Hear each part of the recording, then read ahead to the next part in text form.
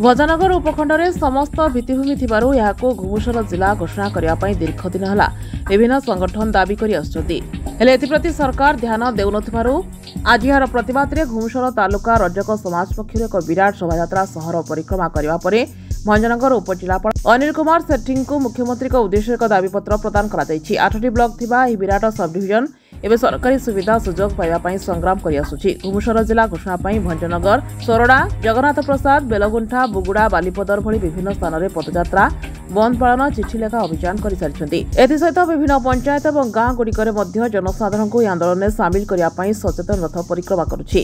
अवसर में घुमुसर तालुका रजक समाज आंदोलन को समर्थन जनाई आंदोलन को ओह्लाई। घुमुसर जिला आंदोलन 1993 मसीहा स्वर्गत बिजुबाबू मुख्यमंत्री थिबा समय दीर्घ 30 वर्ष धरी चली। घुमुसर जिलार मान्यता पाई दास कमिशन का गाइडलाइन प्रकार सबू भित्तिभूमि रही।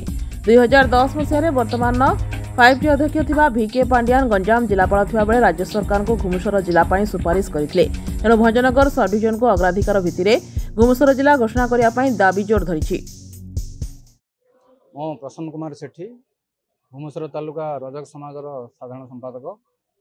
आज तो मु कहीं बुझीपारुनी जे घुमुसर भंजनगर सब डिविजनटा एत बड़ एरिया 8टा ब्लॉक 8टा तहसिल 185 ग्राम पंचायत 743 ग्राम को नहीं भंजनगर सब डिविजन तैयारी हे तो ओडिशार ये बड़ सब डिविजन कहीं आमर ये सब डिविजनटा को पूर्णांग जिला रूपे दि जाऊना तार दाबी नहीं आम आज रजक समाज तरफ सरकार को गुहारी लगाऊँ जे भंजनगर उपजिलापाल माध्यम यही जिला को भंजनगर सब डिविजन को पूर्णांग जिला भावे गठन करने दीर्घ 30 वर्ष है जो दाबी है आसूची 30 वर्षर दाबी आमर ये दाबी पर जमी अंत हम एवं घुमुसर जिला को घुमुसर सब डिविजन को घुमुसर जिले में परिणत करने सरकार पाखे आम दाबी देव।